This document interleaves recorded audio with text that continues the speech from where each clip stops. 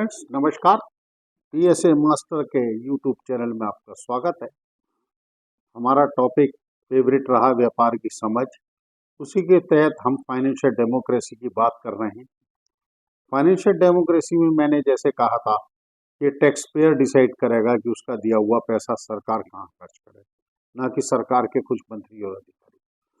इसमें फिर एक फर्दर स्टेप मैंने लेख भी लिखा है एक अखबार में।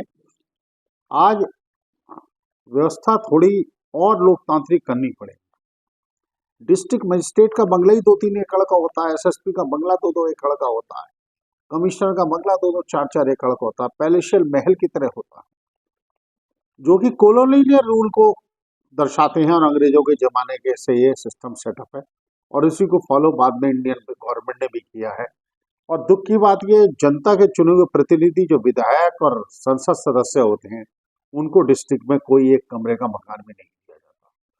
जनता उनके पास आती है काम के लिए, बेचारे किराए का निवास लेते हैं, किसी का व्यक्तिगत निवास होता है, वहाँ उसकी समस्या का समाधान करता है।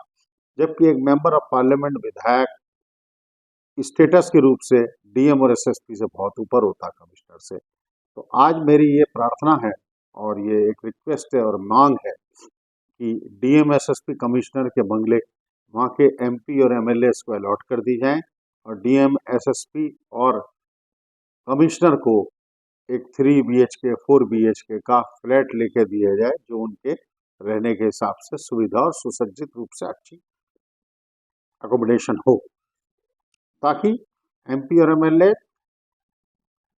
के वो मकान प्रजातंत्र के द्योतक साबित हो और अपने डिस्ट्रिक्ट की आर्थिक स्थिति बढ़ाने में वो एक अच्छे प्रभावी रूप से कार्य कर सके। ये एक बहुत बड़ी डिमांड है और बहुत जरूरत है। वक्त के साथ 47 के बाद सोचा ही नहीं गया कि डीएमएसएसपी के पास इतने बड़े बड़े बंगले कई एकड़ के क्या कर रहे हैं। ये तो वेस्ट ऑफ नेशनल वेल्थ है। It is better this be allocated to the member of parliament and MLA, और जो उसमें सरप्लस जगह हो उसका इकोनॉमिक बेनिफिट के लिए, कॉमन मासेस के लिए यूज किया जाए। जैसे वहाँ पे विधवाओं के लिए आप रेजिडेंशियल बना दीजिए, जो आइसोलेटेड पर्सन्स होते हैं उनके लिए घर बना दीजिए, वृद्धाश्रम बना दीजिए। इस तरह की जो है वेलफेयर के हाउसेस उस एक्स्ट्रा स्पेसेस में बना दिए जाए और उनकी देखभाल और उनकी सबकी जिम्मेदारी वहाँ के संसद सदस्य और विधायक की हो। और संसद सदस्य और विधायक के लिए एक बहुत जन सुनवाई की बहुत अच्छी जगह व्यवस्था होनी चाहिए।